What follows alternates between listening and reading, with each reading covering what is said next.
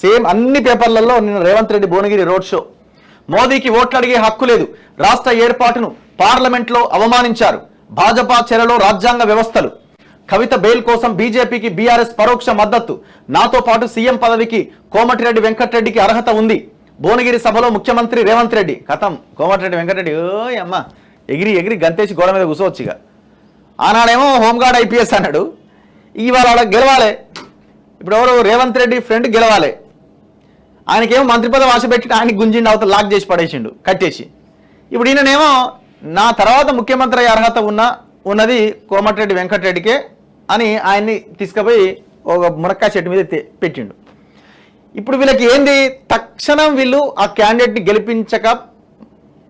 గెలిపించక తప్పని పరిస్థితి ఈ బ్రదర్స్కి ఏర్పడ్డది. ఇప్పుడు డౌట్ ఎందుకుంది, మరి రేవంత్ ఎందుకు ఇట్లా మాట్లాడినా ఆయనకు డౌట్ ఉంది. ఎందుకు, నా క్యాండిడేట్ అక్కడికి వస్తున్నాడు కాబట్టి వీళ్ళు మా ఇలాకాలోకి రేవంత్ రెడ్డి తన దోస్తుని ప్రవేశపెడుతుండా, ఎట్లా గెలుస్తాడో చూద్దాం అన్న ఒక లైన్ వాళ్ళకు ఉన్నది.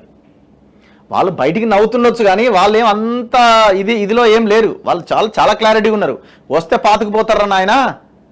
ఇప్పుడు ఈడనేమో చామల కిరణ్ కుమార్ రెడ్డి, ఆడనేమో రఘువీర్ రెడ్డి కూడా రేవంత్ రెడ్డి కోటానే. అది కూడా ఈ రెండు బలంగా తయారైతే మా పరిస్థితి రేపు ఏంది అన్నది కోమటిరెడ్డి బ్రదర్స్కున్న ప్రధానమైన ఆలోచన.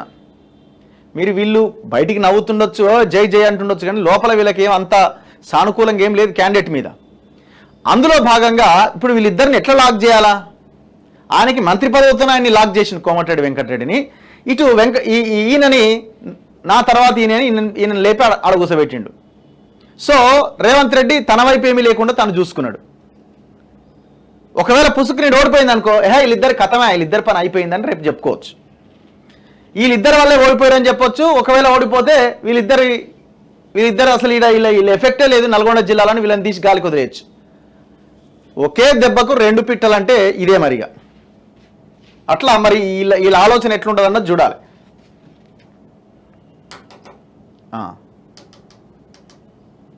ఇట్లా నిన్న మీటింగ్ జరిగింది. ఆయన ఈసారేమో క్యాండిడేట్ అనమాట భువనగిరిలో. మనం ఆల్రెడీ బిఫోర్ ఆంధ్రజ్యోతి పేపర్లో డిస్కస్ చేసినాం దీని గురించి.